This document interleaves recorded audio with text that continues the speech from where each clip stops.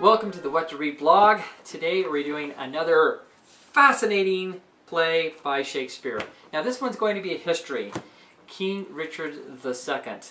And like I said when I did a post on tools for Shakespeare, I was scared of the histories because they seemed boring and how could Shakespeare do histories and blah blah, and I didn't want to even go there. And I took a class and was forced to go there and loved the histories because number one, it tells me what English history was, and number two, it's Shakespeare. It's uplifting and it's fun, and sometimes it's really funny and sometimes it's really intense, and you get to know more about English history, and it's just awesome. So King Richard II. Now, what I really recommend, highly recommend, is that you do get Asimov's Guide to Shakespeare, because in this play, there's characters. There's characters in every play, right? But there's characters, and they're hard to follow. And the reason they're hard to follow is because they have several names. So you have Bolingbroke through the whole thing, and at the end, all of a sudden, it's talking about Henry. Well, who in the world is Henry? Well, Henry just happens to be Bolingbroke. And so people have different names. Plus, there's a lot of names floating around, especially at the beginning. You're like, who's who? And oftentimes, Asimov will give you a family tree. And so you can understand who's going. And plus, you have a list of characters. So a little bit easier to follow. Language is still Shakespeare language. And that used to be a huge problem for me. But let me tell you this. Learn it. It's kind of similar a little bit to learning a foreign language, just in that because things aren't familiar for you, in sooth and alas and blah, blah, blah, blah, good morrow and all those different things, but it's a lot easier. I've learned Spanish, I'm fluent in Spanish, and I know French pretty well. I can speak it okay, and I can understand, if they're speaking slow, I can understand a lot of things. So, and I've learned that all on my own. In Spanish, I was actually immersed in a Spanish-speaking country, for a couple of years, which, that's the best way to learn it.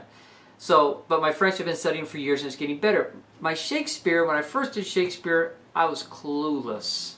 I mean, I had no idea. I couldn't even understand what they were saying.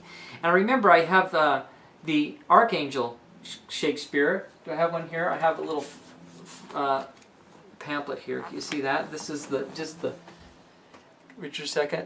This is the one that just gives you a synopsis or a summary of every play and every scene, every act, and it also will give you, where's the other stuff? Tells you what track is on disc and the cast and etc.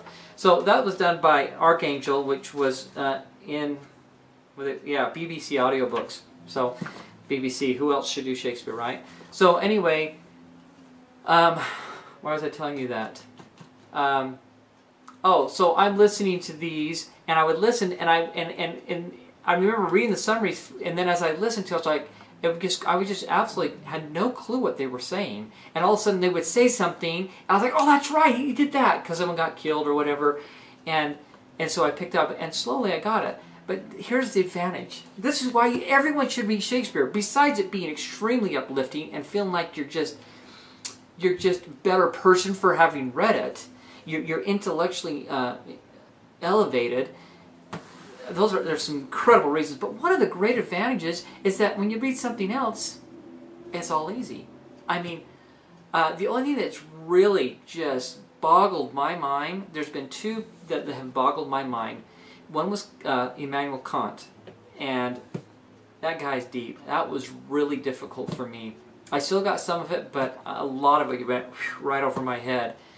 And who was the other one? It just slipped my mind.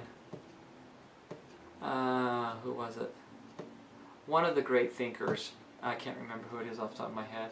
I mean, I did, but I lost it. So anyway, but now when I read stuff, I mean, I always crack this joke about it was the third time that I read Jane Eyre that I actually got the whole plot, and people laugh. But it was true! Embarrassing, yes. Product of public school, absolutely! You know what's funny? Is in public school, we always read for character development and plot. And I couldn't even get plot because my read comprehension was so low. But you know what? I read stuff now, it's like, this is incredible, because I can get everything, nearly every single thing they're doing. Even with Shakespeare, I get almost everything. There's a few things that get by me now and then, but almost everything I get, and it's just getting into the language of Shakespeare. Richard II is a great play. Richard, it teaches a lot about human nature. What I've always been fascinated with the king's rise to power in England, how everyone wants to knock off the next guy, right, so he can be up there. Not everyone, but you know it happens. Well, Bolingbroke wants to be king. Now, what he does, though, King Richard II does a fatal mistake at the beginning, is he exiles Bolingbroke and Marbury, I think his name is. And so Bolingbroke's gone, and then Bolingbroke's father, is that John of, that's not John of Gaunt, it's, I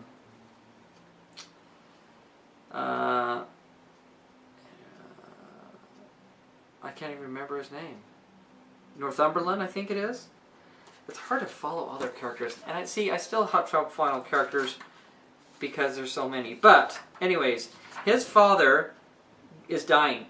And that's Bolingbroke's father, okay? And Bolingbroke is exiled, or banished.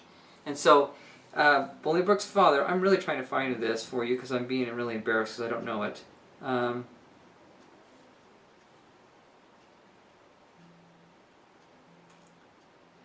I think it's Earl Northumberland. I'm not positive. Anyways, it doesn't matter. The point is, when he says goodbye to his son, Bolingbroke, because Bolingbroke was banished, and he goes into, and he just feels like, I'm not going to live to see you again, because he's banished for like 6 years, and Mulberry's banished for life. And so he goes to die, and King Richard II hears about his father dying. Bolingbroke's father is on his deathbed, and he says, well, let's hurry. Hope he's dead by the time we... Because he asked him to come to him. His father, Bolingbroke's father, asked the king to come and visit him. And he says, I hope he's dead by the time we get there so we can take all his estate and we can use it because he wants to go to this war. To steal someone's property... because Bolingbroke is the rightful heir. It's their property. He can't take it by law. He's not allowed to take it, but he turns into a tyrant, puts himself above the law, and goes after the property and seizes it all and takes it all for his little war. But what's fascinating, well, this is what the king says about that. He says, now put it, God, in the physician's mind to help him to his grave immediately. The lining of his coffers shall make coats to deck our soldiers for these Irish wars. All right, can't wait for him to die. Hopefully the Lord will make this guy die so we can get all our money and go to our wars. So then he gets there and he's reprimanded by Bolingbroke's father. Anyway, he goes off to his war. Bolingbroke hears about his father dying and that all his estate has been seized. Now, here's the reason why it's so bad, is all the other dukes and high officials in the land. I sound so uneducated sometimes. I just feel so uneducated sometimes. I've read a lot, but boy, I still feel uneducated. Anyways, the different people in power, some are really concerned. Because if he's going to steal all of Bolingbroke's stuff, property, why would he stop at that? Why wouldn't he come and steal all theirs? So they have to. So now they have to rise up and fight him. Well, long story short, Bolingbroke comes back. He gets thousands, tens of thousands of people to follow him. A lot of these dukes and earls that were going to follow, like King Richard thought were going to support him, switch and go over and support Bolingbroke.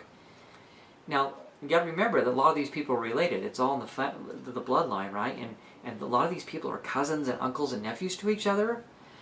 But it doesn't matter. They're gonna kill the tyrant and they're gonna overthrow him.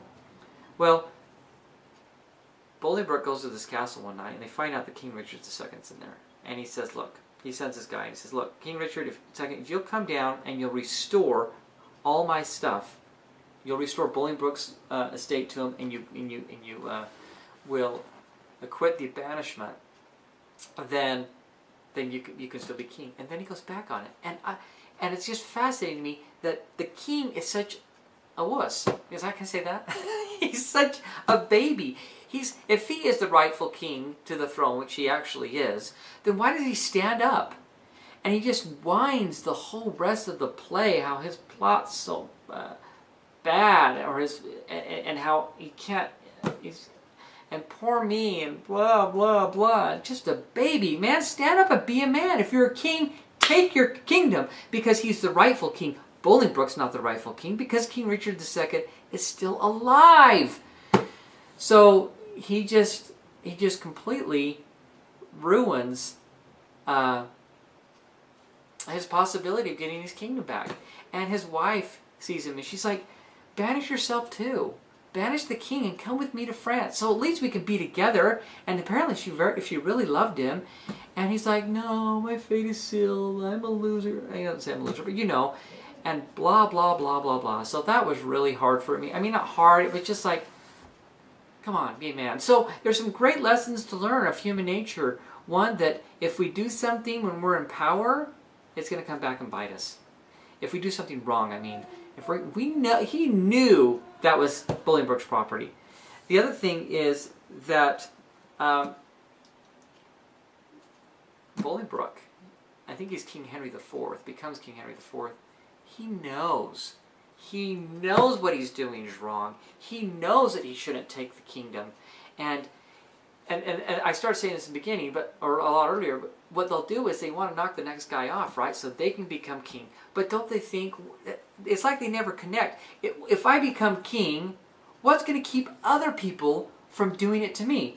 Now, I know they're worried about that, and they do make that connection in the sense that they're always out to kill. And there's some conspirators at the end, and he takes their lives. I mean, no questions asked, it's over, because they're going to try to overthrow him. I mean, look at Mao and the what's it called? The Red Revolution. And look at Hitler. Any conspiracy, Hitler would not only kill the people he knew were the conspirators, but anyone associated, even if they were associated by chance, just because they happened to be in the wrong place at the wrong time. He cleaned the whole area to make sure no one would come after him. Stalin, he gets to the top, he knocks everybody off that helped him get to the top, because he doesn't want anyone to knock him off, because he's knocking people off. So it's just a common thing. And so how does that apply to us in real life? That's a great question. Let's think about that, because we're not going to be kings, we're not going to be dictators, we're not going to be ruling a people, most likely. So let's think through how this applies, and we can think through about your own government right now. What are they doing, and what are they doing that's wrong, that's tyrannical, and how that can come back and bite him? Because it always does. It always does. And if it doesn't happen in this life, it's gonna happen in the next. I guarantee it. Everything will be everything will be shown to everybody, and it'll be fair. So, anyways. The last thing I want to talk to you is the power of motherhood. The power of motherhood is a fabulous thing. And I'm going to hurry and try to find this scene, because I forgot to find it when I was here. And it is awesome. So what happens, there's these conspirators, right? And one of the conspirators' name is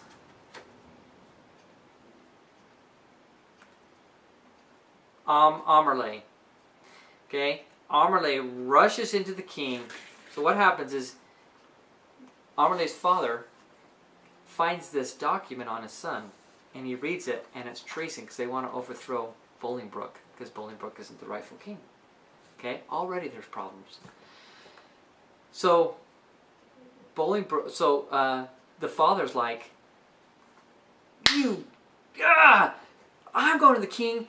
You're going to die. You're a traitor. You don't deserve to live. I mean, father, it's like he never knew the guy. Like, this was his worst enemy. And he's on a rampage to get to the king. The mother finds out. She's like, what is going on? And so she says, Amerley, you get on your horse and you fly to the king, and you beat your father there, and you get on your knees and you beg for pardon, okay? And I'll be there right after you. So Amerley does. He takes off. He goes to the king. He gets in there and says, pardon me, please, pardon me, pardon me. And he says, okay, I will. And right after that, his dad shows up. And he says, hey, watch out, King Richard, someone's going to kill you. He's like, who is it? It's him, it's my son. You need to kill him. You need to take his life immediately. Hello? he's got a little bit of leg to stand on. Bolingbroke's not even the rightful heir. The King Richard II, the real king, is still alive. Even though Bolingbroke is the new king, he's been crowned king. You know? So there's some... But the father is just enraged. Then the mother comes rushing in. And she gets on her knees. It's the Duchess of... where is it at? The Duchess of... The Duchess. We'll call her the Duchess. Okay? Anyways, the Duchess comes in and she kneels before the king. And she's pleading in earnest. She says, "O king, believe not this hard-hearted man. Love loving not itself, none other can." He says he doesn't love anybody. So don't believe my husband who's a freak. And then she just keeps going on and on. And Bolingbroke says, "Good aunt." See, they're all related. "Good aunt, stand up." She says, "Nay, do not say stand up. Say pardon first. And afterwards stand up. And if I were thy nurse, thy tongue to teach, pardon should be the first word of thy speech. I never longed to hear a word till now. Say pardon, king. Let pity teach thee how. The word is short, but not so short as sweet." Isn't Shakespeare language awesome? No word like pardon for kings, mouths so meet. So the York says, York is the father. The Duchess of York, that's the mother. Okay, I'm getting it. I'm slow, but I get it. You guys should be really encouraged. With my level of ignorance, you guys should be totally jazzed about learning Shakespeare. "Speak it in French, king. Say, pardonnez-moi." The Duchess says, "Dost thou teach pardon to destroy?" "Ah, my sour husband, my hard-hearted lord, that sets the word itself again the word. Speak pardon as 'tis current in our land. The chopping French we do not understand.